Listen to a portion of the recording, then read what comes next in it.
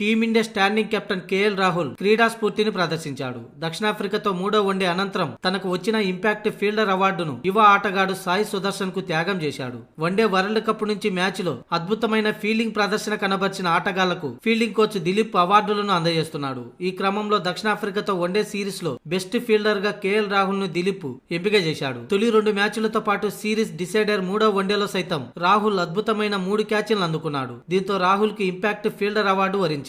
అయితే రాహుల్ అక్కడే తన మంచి మనసును చాటుకున్నాడు. ఇదే మ్యాచ్ లో సంచలన క్యాచ్ అందుకున్న సాయి సుదర్శన్ కు తనకు వచ్చిన మెడల్ ను రాహుల్ ఇచ్చేశాడు. దీంతో డ్రెస్సింగ్ రూమ్ లో సహచర ఆటగాళ్లు అలాగే కోచింగ్ స్టాఫ్ మొత్తం చప్పట్లు కొడుతూ రాహుల్ ను అభినందించారు. కాగా ఈ మ్యాచ్ లో సాయి సుదర్శన్ మెరుపు క్యాచ్ ని అందుకున్నాడు. అవేష్ ఖాన్ బౌలింగ్ లో దక్షిణాఫ్రికా విధ్వంసకర ఆటగాడు హెన్రిచ్ క్లాసెన్ మిడ్ వికెట్ దిశగా షాట్ ఆడడానికి ప్రయత్నించాడు. అయితే షాట్ సరిగ్గా కనెక్ట్ కాకపోవడంతో బంతి కాస్త గాల్లోకి లేచింది. ఈ క్రమంలో మిడ్ వికెట్ లో ఫీల్డింగ్ చేస్తున్న సుదర్శన్ డైవ్ చేస్తూ అద్భుతమైన క్యాచ్ అందుకున్నాడు. ఇదే మ్యాచ్ కి టర్నింగ్ పాయింట్ గా చెప్పవచ్చు. ఇకపోతే ఈ మ్యాచ్ విషయానికి వస్తే టీమిండియా 78 పరుగుల తేడాతో గెలుపొందింది. అలాగే ఈ మ్యాచ్ ద్వారా సంజు శాంసన్ సెంచరీతో చెలరేగి ఆడాడు. మొత్తంగా 3 వన్డేల సిరీస్ ను 2-1తో రాహుల్ సేన కైవసం చేసుకుంది.